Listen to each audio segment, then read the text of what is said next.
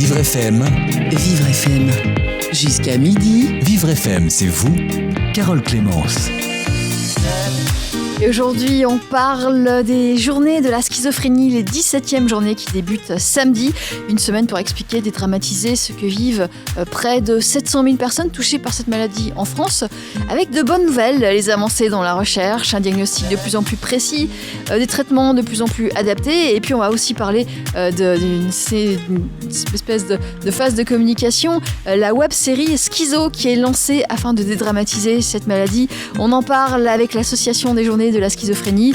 On en parle avec des personnes concernées au premier plan, des malades, des patients, des proches de malades et des psychiatres également. Vivre FM. Jusqu'à midi. Vivre FM, c'est vous, Carole Clémence. Jean-Christophe Leroy, bonjour. Bonjour. Vous êtes président de l'association des journées de la schizophrénie et c'est vous qui organisez depuis 16 ans ces journées internationales de la schizophrénie. Absolument. Et vous avez commencé dans le comté de Vaud, alors il y a 16 ans à peu près. Et aujourd'hui, il y a plusieurs pays qui sont concernés, dont la France.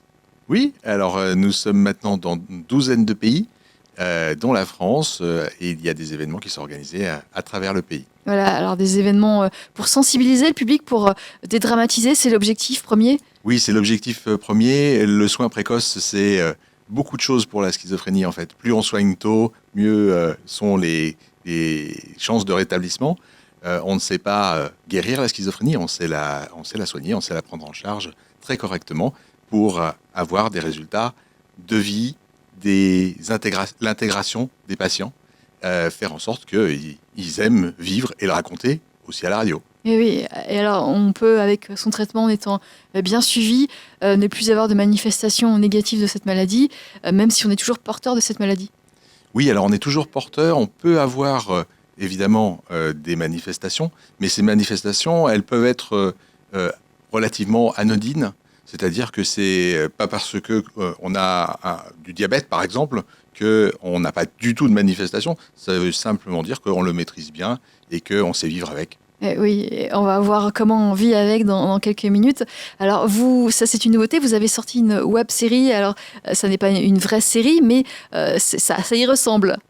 Ah, ça y ressemble bigrement. D'ailleurs, on est en contact avec les grands producteurs pour pouvoir poursuivre cette série dans une vraie série, comme vous dites. Donc là, il y a l'épisode 0 que vous avez déjà montré. Alors, en fait, l'épisode 0, il est dévoilé au public aujourd'hui à midi sur schizo-thefiction.com. Donc il est 11h05, on a 55 minutes pour découvrir cette web-série à partir de midi sur le site dont on va mettre le lien aussi sur virefm.com.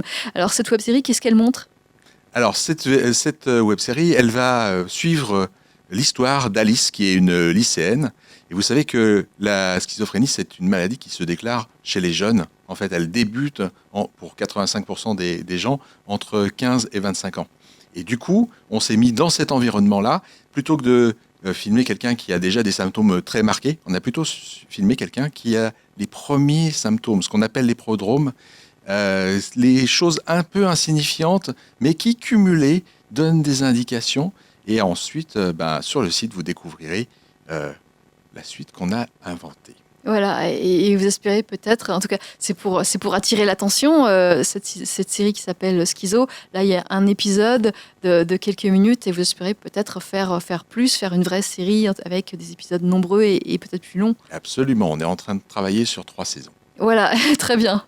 Alors, on a en ligne Maximilien. Bonjour Maximilien. Bonjour. Maximilien, vous avez 26 ans, vous appelez de Caen et vous avez été diagnostiqué donc à 14 ans de la schizophrénie. Vous nous avez entendu parler de cette série Schizo, cette web-série ? Oui, j'ai entendu parler, oui. Alors, vous l'avez vue ? Non, je ne l'ai pas encore vu. J'ai juste vu la bande-annonce pour le moment. Oui. Qu'est-ce que vous en pensez, vous qui êtes malade ? Ça a l'air intéressant. Après, j'ai envie de découvrir un peu plus la série. Parce qu'il me semble qu'elle va être diffusée sur Internet, je crois. À partir de midi, voilà. Voilà, c'est ça. Est-ce qu'il y a une bonne façon de montrer la schizophrénie, selon vous ? Une bonne façon de montrer la schizophrénie Je pense plus par témoignage, je pense. Oui. des témoignages. Est-ce que vous voyez dans les fictions, parce qu'on parle de schizophrénie aussi dans la fiction, dans les séries, et par exemple françaises ou américaines, qu'est-ce que vous en pensez ? On est souvent un peu loin de la réalité en fin de compte. Des fois, on va plus parler de dédoublement de personnalité ou des choses comme ça qui n'a rien à voir avec la schizophrénie. C'est-à-dire qu'une personne qui a deux personnalités, c'est pas de la schizophrénie. Non. Et aussi tout ce qui est violence, etc. Là, ça va être plus des cas extrêmes au final. Moi, j'ai jamais fait preuve de violence Oui. envers mes proches. Oui. C'est plus envers moi-même que sur les autres. Ouais. C'est minoritaire, la violence, Jean-Christophe Leroy, dans les cas de schizophrénie ? Alors oui, la schizophrénie amène rarement à la violence envers les autres. Elle amène très fréquemment, malheureusement, la violence envers soi-même. Oui. Et Maximilien le reflète très bien. C'est-à-dire que, en fait, on a cette idée de la schizophrénie qui est très décalée de la réalité, en fait, pour les patients, pour leur famille. Et donc, il y a tout un travail de déstigmatisation à faire. Oui. Ce qu'on a voulu faire avec la web-série, une des choses qu'on va montrer dans cette web-série, c'est que la maladie, c'est en pointillé. C'est pas tout le temps. C'est des symptômes qui apparaissent de temps en temps et qui peuvent être très envahissants à certains moments. Mais ça, c'est ce qu'on appelle la crise. La crise dans la vie de quelqu'un qui vit avec la schizophrénie, c'est des petits moments. C'est des moments, évidemment, qui marquent l'existence, parce que très fort, mais c'est de petits moments en termes de temps. Oui, alors, votre héroïne de cette web-série, c'est Alice, je crois. Elle est au début de sa maladie. Vous, Maximilien, vous avez 26 ans, vous êtes atteint par la maladie depuis vos 14 ans à peu près. En tout cas, c'est là que se sont déclenchés les premiers troubles. Comment ça s'est déclenché pour vous ? Alors pour moi, ça a débuté de manière insidieuse. C'est pas arrivé comme ça du jour au lendemain, c'est arrivé très progressivement, par des idées bizarres ou des hallucinations. Par exemple ? Eh bien, par exemple, une voix déjà pour commencer, une voix, ou alors ça peut être des taches de sang, des couleurs, des choses comme ça. Des choses fictives que vous aviez dans la tête qui apparaissaient ? Comment ? Des choses qui n'existaient pas mais qui apparaissaient, que vous pensiez réelles ? Oui. Il y avait aussi le fait de tout ce qui est les idées qui viennent s'imposer dans ma tête. En fin de compte, c'était un peu comme si on me les a injectées. Enfin, je savais que ça venait. C'était pas vraiment mes pensées. Enfin, sur le coup, c'était un peu compliqué. Oui. C'est l'impression d'avoir quelqu'un d'autre qui vous parle, c'est ça ? Alors oui, il y a une voix qui me parle encore régulièrement aujourd'hui. Mm-hmm.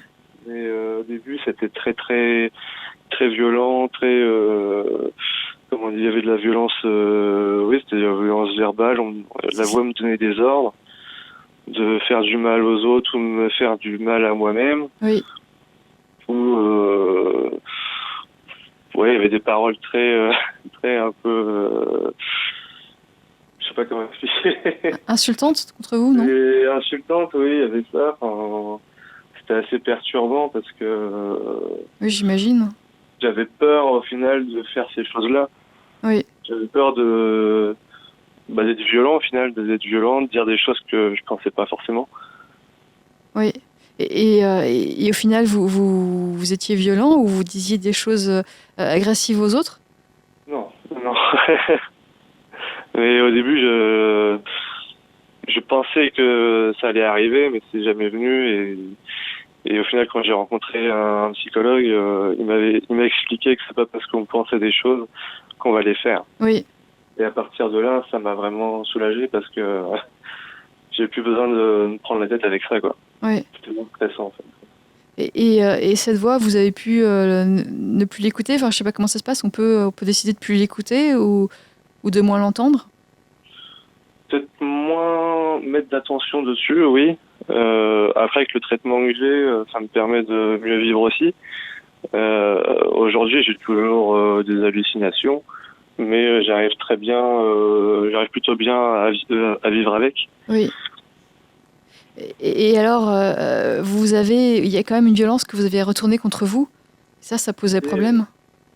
Oui, oui, je m'étais fait des scarifications, des choses comme ça, et la dernière fois, ça a été un peu loin, et j'ai été vraiment hospitalisé, j'ai eu des soins. En fait, je m'étais tranché le bras il y a quelques années maintenant. Oui. La voix me disait, je me souviens, qu'il fallait que je fasse 3 traits sur le bras. Et j'en ai fait 2, et la troisième est venue un peu plus tard. Et la troisième, ça m'a coûté 2-3 tendons de sectionner, le muscle de trancher, un nerf sensitif de toucher. Et du coup, j'ai eu de la rééducation. Et Vous avez pu récupérer? Oui. Tant mieux, oui. Oui, alors c'est vraiment quelque chose qui ça aurait pu aller encore beaucoup plus loin, ça aurait pu aller jusqu'au décès.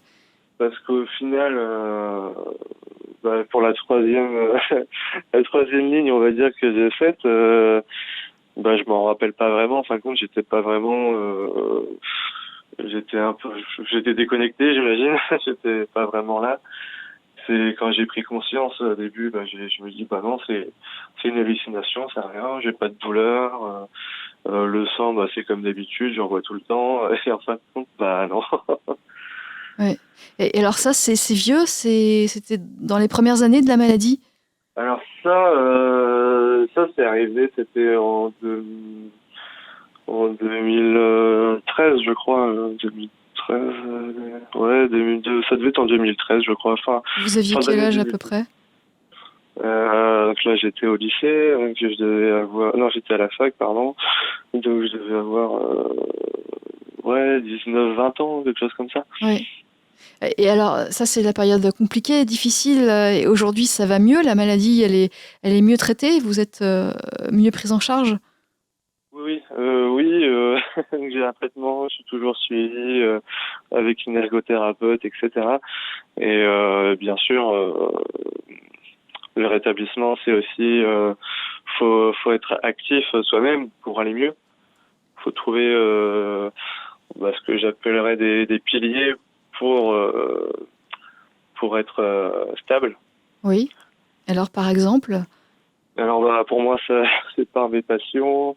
Ça va être l'écriture, le chant surtout, la peinture depuis peu. Et ça m'aide beaucoup. Mm-hmm. Ça m'aide beaucoup au quotidien. Enfin, c'était surtout l'écriture, même si j'ai un peu laissé tomber en ce moment. Et du coup, j'ai sorti 2 bouquins il y a quelques temps. Des livres sur vous ou des fictions? Alors, en fait, c'est des recueils de poèmes. Donc, il va y avoir des poèmes qui parlent de moi, de ma maladie, etc. Et des poèmes autres qui parlent pas forcément de moi-même. D'accord. Et aujourd'hui, vous avez une activité professionnelle à côté de ces passions? Ah, ça a changé. Là, je suis au chômage depuis 2 semaines, là. Ah, c'est récent. Sinon, ça faisait presque 2 ans que je travaillais en tant que hôte de caisse dans un supermarché. Oui. Et du coup, au début, c'était un peu compliqué, quoi. Avec la maladie, on n'a pas forcément confiance en soi. Et c'est pas forcément évident. Du coup, au fur et à mesure du temps, j'ai réussi à m'affirmer, grâce aussi aux ateliers que j'ai eus avec mon ergothérapeute. Et du coup, ça se passe très très bien là-bas. Bon là, du coup, je suis au chômage pour le moment. Et la maladie, donc c'est quand même compliqué de gérer son travail et la maladie, mais c'est possible, c'est tout à fait possible. C'est possible, mais c'est compliqué. Enfin, faut déjà atteindre la stabilité, avoir accepté sa maladie, etc. Et savoir gérer ses symptômes. Oui. Moi, les symptômes que j'avais, c'était plus des problèmes de concentration. Faut gérer la caisse, faut gérer les clients. Oui, mais c'est un travail difficile en plus. Comment ? C'est un travail difficile en plus. Oui, oui, on dirait pas comme ça, mais oui, c'est compliqué. Surtout qu'ils ont, là-bas, ils ont très vite pris confiance ils ont eu confiance en moi, donc du coup, des fois, ça arrivait régulièrement qu'ils me mettaient en caisse centrale. Et là, c'était vraiment très compliqué, au début du moins. Fallait que je gère l'accueil, le téléphone, ma caisse, mes Ah collègues. oui, c'est le point chaud. Ouais, ça faisait beaucoup de responsabilités, donc j'avais pas vraiment le choix. Maximilien, est-ce que Oui. vous aviez parlé de votre maladie justement sur ce lieu de travail? Alors au début non, et puis le patron aussi il a été assez vite au courant, et ensuite Parce que vous lui avez dit comment il était au courant? oui, je lui ai fini par lui dire. Oui. Et je suis reconnu comme travailleur handicapé, et c'était en décembre dernier que j'ai donné mon papier travailleur handicapé, parce qu'avant je trouvais pas de boulot avec ce papier-là et je le présentais plus. Mhm. Et vu que les horaires étaient un peu compliqués pour moi, j'étais assez fatigué. Je voulais qu'on arrange mes horaires, mais c'était pas forcément possible. Donc du coup, j'ai donné mon papier pour pouvoir améliorer un peu mes horaires. Et ça a fonctionné? Un petit peu, ouais. Ça va. Je suis passé de 3 heures de trou le midi à 1 heure et demie. Oui. Mais du coup, vous ne travaillez plus là-bas? C'est vous qui l'avez décidé ou c'est lié à la maladie? Non, c'est parce que mon contrat s'est terminé. D'accord. Ouais. Voilà. Et donc, du coup, vous êtes à nouveau en recherche de travail. Est-ce que vous avez conscience que les traitements évoluent et que vous avez de nouveaux traitements qui vous ont aidé justement sur votre maladie de la schizophrénie? Traitement médicamenteux, vous voulez dire ou... Oui, c'est ça, oui. Les traitements ou même la prise en charge plus généralement. Au niveau des traitements, pour moi, ça a été compliqué parce qu'il n'y avait rien qui fonctionnait vraiment, avec énormément d'effets secondaires. Et au final, le traitement que j'ai aujourd'hui, ça me convient plutôt bien, même si je suis assez fatigué plus ou moins tous les jours. Oui, le traitement vous fatigue. Ouais, il fatigue, tout ce qui est prise de poids aussi. J'ai pris beaucoup de poids depuis que je prends ce genre de traitement. Oui. Et pareil, je prenais des anxiolytiques aussi pendant un temps, mais j'ai dû arrêter parce que je faisais un peu n'importe quoi avec. Maximilien, je vous remercie de votre témoignage. Est-ce que vous allez faire quelque chose pour ces journées qui commencent samedi, cette 17e journée de la schizophrénie? Vous avez quelque chose de prévu? Pour le moment, non. À voir avec la journée de la schizophrénie. Il faudrait que... Pour le moment, il n'y a rien de prévu. Vous allez regarder la série Schizo qui démarre, enfin en tout cas qui est visible pour le grand public à partir de midi. Oui, voilà. Oui, j'ai regardé. Rendez-vous est pris. Merci Maximilien. Bonne journée. Au revoir, bonne journée. À bientôt. Jean-Christophe Leroy, vous êtes toujours avec nous, donc président de l'association des journées de la schizophrénie. On va faire une petite pause et puis on revient avec vous dans un instant sur Vivre FM. Jusqu'à midi, Vivre FM, c'est vous, Carole Clémence. Nous sommes toujours avec Jean-Christophe Leroy des journées de la schizophrénie qui débutent ce samedi, qui vont durer une semaine. Alors on parle de près de 700 000 personnes qui sont touchées en France par cette maladie. Ces 17e journées sont internationales avec plusieurs pays, dont la Suisse. C'est là que tout a débuté. Jean-Christophe Leroy, c'est vous qui organisez depuis 16 ans ces journées internationales. Alors cette année, il y a une nouveauté. On parle d'une web-série Schizo, on a déjà bien parlé, qui sera lancée à partir de midi, en tout cas qui sera visible à partir de midi du grand public. Et puis, on va aussi parler de la recherche. Vous avez des choses, il y a des nouveautés, il y a des choses très intéressantes qui se passent au niveau de la prise en charge des malades atteints de schizophrénie, Jean-Christophe Leroy.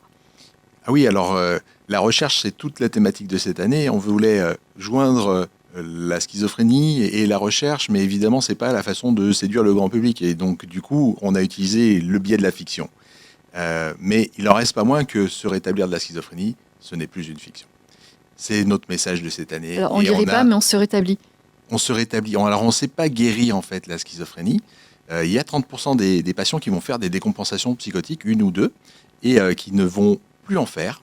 Et finalement, ils ont retrouvé les ressources par eux-mêmes. Mais on ne sait pas le provoquer. Les médicaments sont là plutôt pour diminuer les symptômes. C'est ce qu'a expliqué un petit peu Maximilien. Mais il n'y a pas que les médicaments. Il y a beaucoup d'autres éléments qui sont survenus au cours des dernières années pour mieux prendre en charge. Des recherches sont menées dans plein de secteurs différents, notamment le diagnostic. Vous savez que dans le diagnostic, c'est pas comme dans le coronavirus. Le coronavirus, vous envoyez un peu de sang à un laboratoire et dans les 12 heures, vous êtes au courant si vous l'avez ou si vous ne l'avez pas. Oui. Alors, dans la schizophrénie, ce n'est pas possible. Ou du moins, ce n'est pas possible dans toutes les formes de schizophrénie. Parce qu'il y a plusieurs maladies qui se cachent derrière ce diagnostic, en fait, ce groupe de patients. Il y a plusieurs origines. Il y a des origines, par exemple, génétiques. Il y a des origines qui sont auto-immunes, c'est-à-dire qu'il y a des cellules du corps qui sont là pour nous défendre, qui vont s'attaquer à d'autres cellules de notre corps. Pour arriver à gérer tout ça, il y a des expérimentations qui se font au niveau de nouveaux médicaments. Les nouveaux médicaments, leur objectif, c'est de protéger notamment les cellules qui sont attaquées. Et de ce fait, ne pas avoir toutes les conséquences que Maximilien a évoquées. Par exemple, il a évoqué des conséquences au niveau des voix. Oui. Il a aussi évoqué des difficultés à gérer plein d'informations en même temps. La vitesse de traitement de l'information est affectée. C'est dans ce qu'on appelle les troubles cognitifs. Il y a d'autres capacités qui peuvent être amoindries. Par exemple, passer à l'action. Vous avez envie de sortir. Oui, mais sortir, c'est en fait tout un tas d'actions que vous allez mettre en œuvre pour être dehors. Et parfois, c'est tellement affecté, cette capacité, en fait, la mémoire qui vous permet de le faire, c'est tellement affecté que vous n'y arrivez plus. Et la prise en charge de tout ça a énormément évolué. Il y a des programmes aussi pour réapprendre les émotions, ressentir de la joie, être positif. Ça, c'est une capacité qu'on a plus ou moins tous, mais c'est quelque chose qui peut être très amoindri. Il y a des programmes de recherche qui ont montré comment on fait pour le faire. Malheureusement, toutes ces recherches, elles sont très peu connues du grand public, elles sont très peu connues des patients, elles sont très peu connues des proches, mais jusque-là, on pourrait se dire c'est très normal. Mais elles sont très peu connues, en fait, des centres de soins. Et donc, elles ne sont pas appliquées. Et elles sont très peu appliquées. En fait, les chercheurs, il y a énormément de chercheurs qui travaillent sur le domaine de la schizophrénie ou de la santé mentale à travers le monde. Ils font des découvertes. Malheureusement, il y a pour le moment pas d'acteurs qui sont chargés de faire en sorte de disséminer ça à travers tous les centres de soins.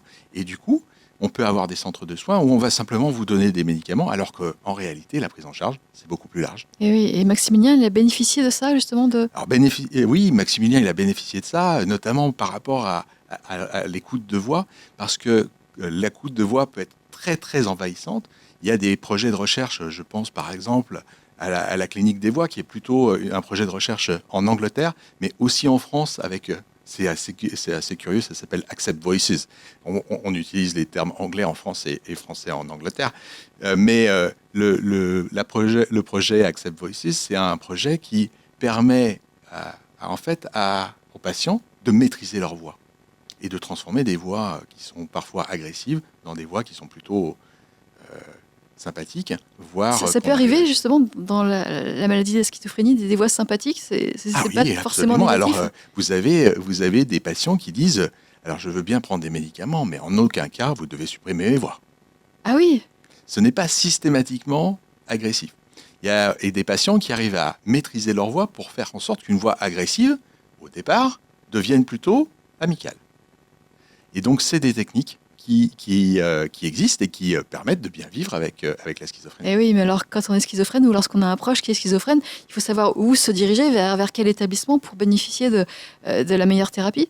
Alors en France, il y a des centres experts. Il y a un réseau qui s'appelle Fondamental. La Fondation Fondamentale a créé un réseau de centres experts à travers la France. Mais il n'y a pas que des centres experts. Il y a évidemment des spécialistes de la schizophrénie qui savent très bien prendre ça en charge. Malheureusement 700 000 personnes souffrent de schizophrénie, vous disiez tout à l'heure, et ils ne peuvent pas tous se concentrer sur quelques centres experts. Oui, il en existe une cinquantaine en France. Ils ne peuvent pas tous se concentrer sur les grands chercheurs. Et donc, il y a un vrai enjeu à ce que toutes ces recherches qui sont relativement simples à diffuser, en fait, soient disséminées. C'est ce qu'on a voulu faire avec notre site de vulgarisation de la recherche, pour que chacun puisse s'approprier ça, aussi bien qu'on soit patient, qu'on soit proche ou qu'on soit soignant. On va redonner le nom de ce site. Le site schizinfo.com/recherche. Dans cette section de schizinfo.com, qui est le site des journées de la schizophrénie, vous retrouvez actuellement une trentaine de recherches qui ont été vulgarisées, soit avec des petites fiches très lisibles, soit avec des petites vidéos. et qu'on peut retrouver donc utile pour les patients, les proches, mais aussi le personnel médical. Vous restez avec nous, Jean-Christophe Leroy. On continue à parler de ces journées de la schizophrénie sur Vivre FM. Vivre FM, c'est vous. Jusqu'à midi. Carole Clémence. Samedi démarrent les 17e journées de la schizophrénie qui vont durer une semaine pour expliquer ce qu'est la schizophrénie, pour dédramatiser, pour déstigmatiser cette maladie qui est compliquée. Et il faut en parler justement, peut-être inciter des gens à se faire dépister. Ça arrive ça. C'est la 16e année que vous organisez ces journées. Il y a des gens qui se font dépister grâce à vous, Jean-Christophe Leroy. Non, alors dépister, c'est comme je disais tout à l'heure, en fait, il y a plein de formes de schizophrénie et aujourd'hui, on n'a pas un test qui permet de directement dépister. Par contre, ce qu'il faut dire, c'est que en fait, quand on voit les premiers signes, et on peut les découvrir sur la web-série, les premiers signes, on peut se poser la question. Et c'est clair que c'est pas un aveu de faiblesse de se poser la question. Il faut peut-être s'assurer qu'il n'y ait pas une souffrance. S'il y a une souffrance, il faut trouver la personne qui va faire l'alliance avec le jeune qui a cette souffrance, de manière à trouver s'il n'y a pas des premiers signes d'une maladie. Voilà. Il ne faut pas psychiatriser tout, mais il faut se rendre compte que plus on agit tôt, et meilleures sont les chances de rétablissement. Ouais. Nous avons en ligne Christina Rezu. Bonjour Christina. Bonjour. Vous êtes psychiatre et chef de pôle à Strasbourg et vous lancez une série d'actions sur le terrain pour la déstigmatisation de cette maladie, la schizophrénie. Je voulais qu'on revienne, parce qu'on est en train de parler sur les progrès de la recherche. Vous, en tant que psychiatre, vous voyez une évolution importante ? Oui, moi je vois une évolution sur les symptômes des patients tout au long de ces dernières années, avec également les progrès au niveau de la thérapeutique en fait, des traitements. Ça veut dire que autrefois, les patients qui étaient suivis de longue date, qui sont donc très chroniques, qui ont eu des traitements anciens, on porte vraiment les stigmates de la maladie de façon beaucoup plus évidente, alors que les jeunes qu'on prend en charge maintenant, qui s'adressent à nous dès le début de la maladie, bien sûr après une phase où ils ont du mal à accepter cette maladie, certains d'entre eux, et petit à petit, c'est un travail que nous faisons ensemble d'acceptation, et finalement ils acceptent le traitement et le suivi, un peu l'aide des équipes, en fait, des médecins, mais aussi des infirmières, des psychologues, et ça leur permet d'être mieux. En fait, l'illustration par Maximilien est très très bonne, et c'est exactement ce qu'on retrouve tous les jours. Ce sont des gens qui arrivent à améliorer le quotidien, à avoir une vie plus satisfaisante pour eux, à gérer les symptômes comme les voix, c'est ce qu'il disait en fait, à arriver à les accepter et à faire avec, d'une certaine façon, à essayer de les maîtriser. Oui. Voilà. Les voix,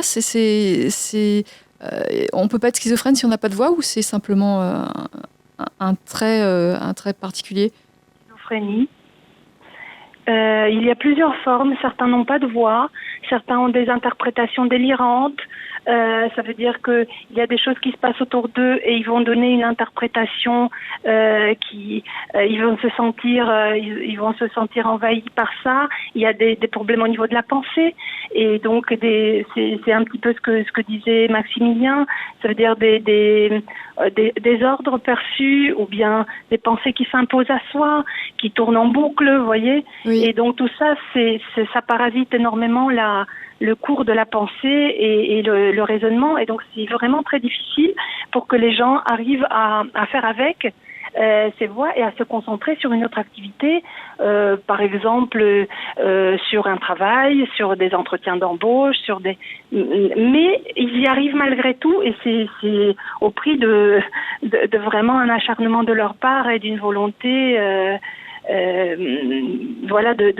d'essayer de s'insérer dans la vie quotidienne comme toutes les autres personnes. Oui. Alors à midi on pourra voir la web-série Schizo qui est lancée à l'occasion de cette 17e journée de la schizophrénie. Vous l'avez vue, Christina ?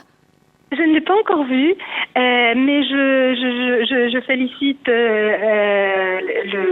les Journées de la schizophrénie, et particulièrement Jean-Christophe Leroy, de toutes ces manifestations, parce que je pense que le traitement qui est fait à la schizophrénie dans les médias en France, mais pas seulement en France, dans les séries, à la télévision, c'est très parcellaire. Ou bien c'est très incriminant et très stigmatisant, oui. Ou bien c'est un petit peu on va dire angélique et light, et ça correspond pas vraiment à la réalité de ce que vivent les gens et aux efforts aussi qu'ils font pour s'insérer dans la société. Donc oui. Je pense qu'une vision un peu plus large et plus justement qui correspond.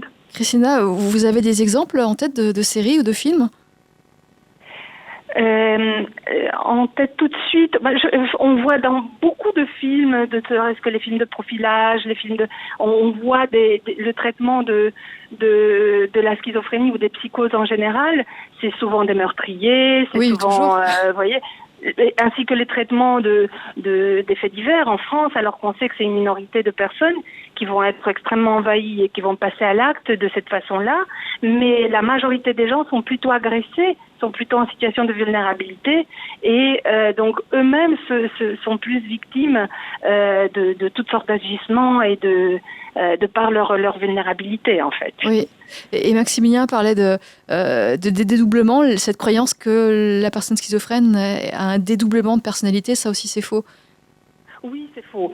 C'est une croyance qui est très ancrée dans l'imaginaire collectif, en fait, dans à peu près tous les pays, mais ça correspond pas du tout à la symptomatologie de la schizophrénie. La schizophrénie, c'est ce qui est assez marquant, en fait, c'est une façon d'être coupé de certains pans de la réalité, en fait, qui sont interprétés, et d'autres, sur certains plans, les gens peuvent être tout à fait dans la réalité et faire. Donc ça fait que c'est difficile à comprendre pour l'entourage, pour les personnes qui sont pas, qui n'ont pas connaissance de ces symptomatologies-là. Je pense qu'ils ont des difficultés, et les proches se trouvent souvent dans une très grande difficulté, et ils ont besoin aussi d'être soutenus. Et oui. D'aller vers des associations de proches, de famille, etc. Quel conseil on pourrait donner à un proche qui ne sait pas, qui pense que son enfant peut, par exemple, souffrir de schizophrénie, mais qui n'a pas de certitude? Quels seraient les signes pour se dire il faut que j'aille consulter, il faut que je l'envoie consulter? Parfois, ce sont des changements de comportement, d'attitude, de façon d'être, en fait, chez les jeunes, qui peuvent inquiéter les parents. C'est pas toujours la maladie, hein, mais ça peut. Alors, quelquefois, il y a par exemple une AFAM qui est l'association de parents et de proches de patients.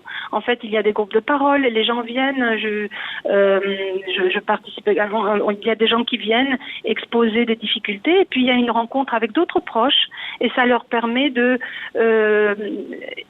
Alors, j'ai eu une illustration comme ça assez parlante, en fait, dans un des groupes de parole. En fait, une maman qui était inquiète pour son fils, elle est venue exprimer. Vraisemblablement, c'était pas vraiment les symptômes de la schizophrénie, mais elle s'en inquiétait beaucoup. Et en discutant avec les autres proches, son regard à elle a changé sur son fils, et la situation s'est vraiment améliorée entre eux deux, oui. Parce que le regard a changé. Parce que peut-être son inquiétude s'est un peu dissipée, parce que vous voyez, donc je pense que c'est important d'aller à la rencontre d'autres personnes qui sont concernées, parce que souvent, du fait de la stigmatisation de cette maladie, les gens ont du mal, et ils le disent, hein, ils n'en parlent pas à leurs proches. Ils ont peur d'être eux aussi stigmatisés, les familles, à leurs proches, aux amis, etc. Ils gardent pour eux toute une souffrance, et c'est extrêmement difficile pour les personnes, y compris pour l'entourage. Oui, on comprend bien, Christina Arusiu. Qu'est-ce que vous mettez en place, vous, en tant que psychiatre et chef de pôle à Strasbourg, pour la déstigmatisation de cette maladie ? On a réalisé des campagnes de déstigmatisation de terrain, on va dire. On sait que ce qui marche le plus, c'est d'aller auprès des gens. Donc nous, on a construit un hôpital psychiatrique dans un des quartiers de Strasbourg. Donc, par exemple, il y avait une appréhension dans ce quartier à la venue de ces patients qui, en fait, ce sont des gens comme tous les autres qui habitent déjà certains le quartier, d'autres dans d'autres quartiers, et donc en préparant aussi cette venue, cette implantation, on a travaillé avec les associations de quartier, les proches, la ville en fait, et on a monté des actions ensemble en allant dans les centres, en discutant avec les enfants, avec les parents, au plus près, on va dire pas les grandes forcément manifestations, mais au plus près de la population. Très localisé, oui, et ça a permis aux gens de comprendre différemment et de cheminer en fait. Et on a vu que finalement ça s'est très bien passé. Il n'y a pas eu de soucis particuliers. Alors qu'il y avait une appréhension liée à la stigmatisation. Pourquoi ces gens-là viennent alors avec des représentations de violence, etc., qui correspondent pas du tout à la situation de ces personnes. Oui, il y a pas. Aujourd'hui, tout va très bien. La population a très bien accepté les choses. Oui, tout va bien. Globalement, ça c'est bien inséré. On avait prévu des manifestations là pour les prochains temps, avec des expositions faites par notamment par les personnes qui souffrent de la schizophrénie et pas seulement, et des enfants de quartier, des gens des centres socioculturels. Mais malheureusement, on a été obligé d'annuler pour raison d'actualité du coronavirus. Oui. Mais ça ne sera que reporté. Mais si vous voulez, des manifestations comme ça où les gens peuvent venir voir et petit à petit appréhender différemment la maladie.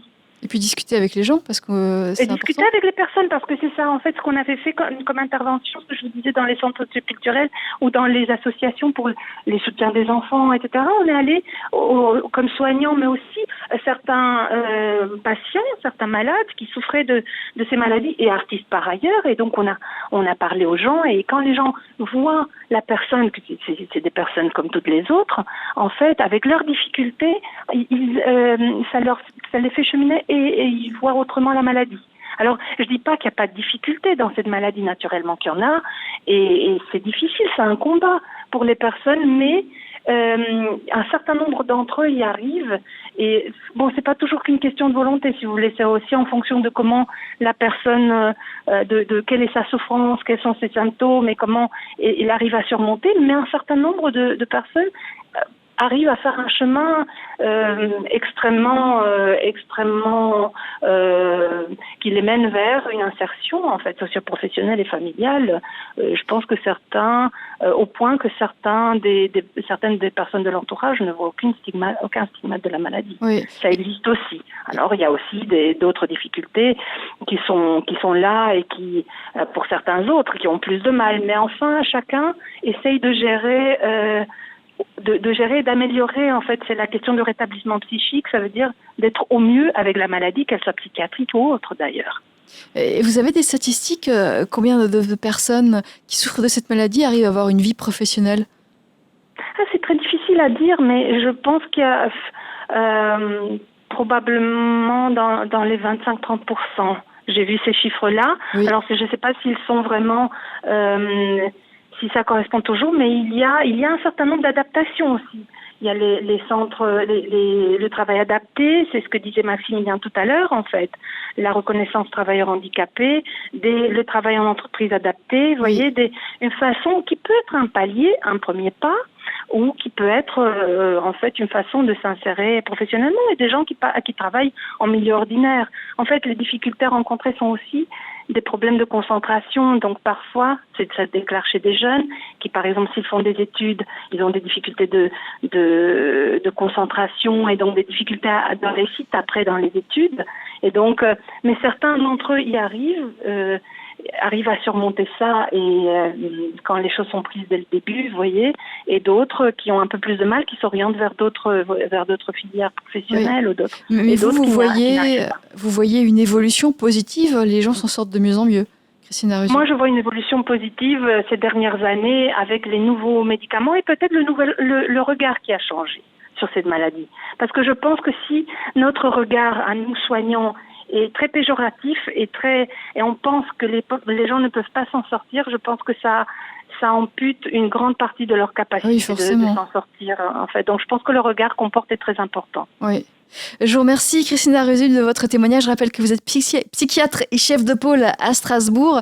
Vous êtes donc sur le nord de Strasbourg. Je vous remercie beaucoup pour votre témoignage et je vous souhaite une bonne journée. Merci beaucoup à vous pour l'émission et pour tout ce que vous faites en faveur de ces personnes. Merci beaucoup. Au revoir. Merci, au revoir Christina. Nous restons avec Jean-Christophe Leroy, le président de l'association des Journées de la schizophrénie qui démarre ce samedi. Et nous avons en ligne Jenny. Bonjour Jenny. Bonjour. Jenny, vous êtes proche d'une personne qui souffre de la schizophrénie. C'est votre fils Werner qui a 25 ans, oui, tout à fait. Voilà, qui a été diagnostiqué schizophrène paranoïde. Voilà, il y a quelque temps. Alors, au début, ça a été compliqué. Il a été placé en UMD, unité pour des malades difficiles. Et donc, j'imagine que c'est très compliqué pour vous. Je vous entends pas très bien. En fait. Comment ? Oui, Jenny ? Oui. Oui, allez-y. Je disais que son parcours a été très chaotique pendant 5 ans, car les hôpitaux avaient du mal à trouver le bon traitement, quoi. Disons, les psychiatres avaient du mal. Et en UMD, tout s'est décanté. Il y est resté 18 mois. Et là, il a un traitement qui lui convient parfaitement. Donc, il refait du sport et c'est plutôt de l'espoir que je veux amener là, parce que il y a tellement de malades qui rechutent parce qu'ils ne prennent pas le traitement, etc. Donc, moi, j'ai beaucoup d'espoir là pour l'instant. Alors, du bois. Sa maladie, il y a encore des manifestations de sa maladie aujourd'hui ? Aujourd'hui, non. C'en est même choquant parce que quand nous sommes avec des amis que Werner ne connaissait absolument pas, si je leur dis pas, ils ne peuvent pas deviner que Werner est passé pendant 5 ans par toutes ces phases. Oui. Et il avait quel âge quand ça a commencé ? Disons que quand ça a commencé vraiment, moi je pense que ça devait être vers 16 ans, 17 ans. Il était vraiment très très dépressif. Oui. Et il ne voulait absolument pas consulter, mais il pleurait beaucoup. Et donc chaque fois je lui dis mais non, t'inquiète, ça va passer. Donc avec mon mari, on a vraiment pensé que c'était une crise d'adolescence. On n'a pas du tout pensé à une maladie psychique, mais pas du tout. Et puis quand ça s'est déclenché, bien écoutez, les crises étaient tellement nombreuses, et puis il a agressé un monsieur, donc forcément on a été obligé Là, il a été interné, quoi. Oui. Enfin, j'aime pas ce terme interné. Il a été hospitalisé sous contrainte, quoi. Oui. Et c'est là qu'il a trouvé un traitement qu'il a, alors pas guéri, mais il a plus ses manifestations de maladie et donc il peut vivre une vie normale.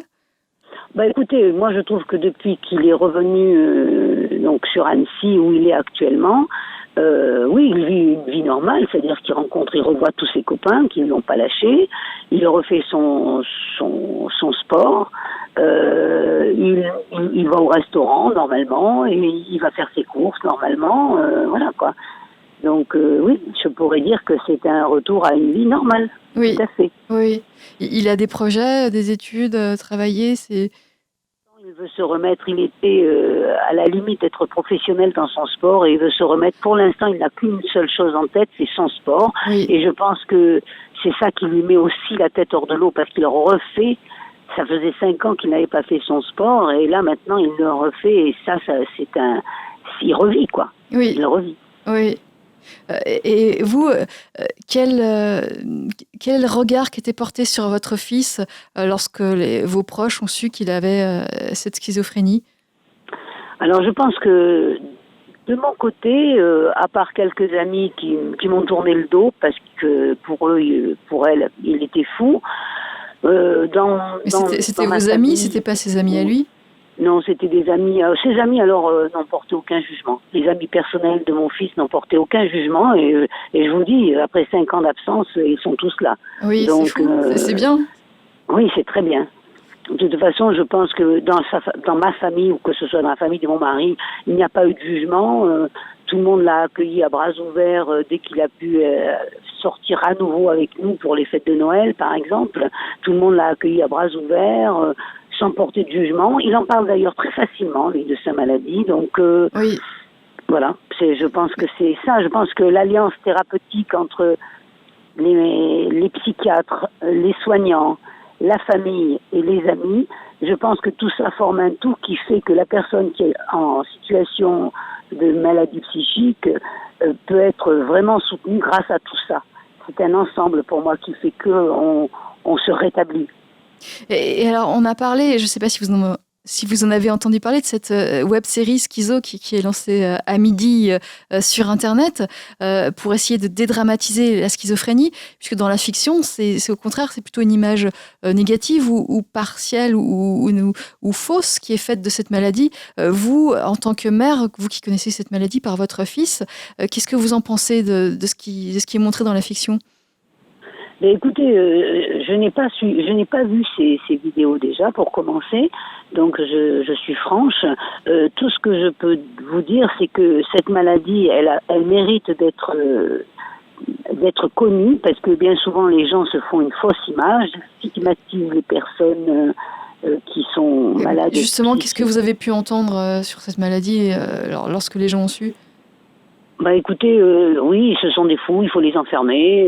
Non, justement, quand on connaît la maladie, on sait très bien que c'est une maladie psychique, quoi. Voilà. Et quand on apprend à la connaître, avec mon mari, on a fait Pro-Famille, on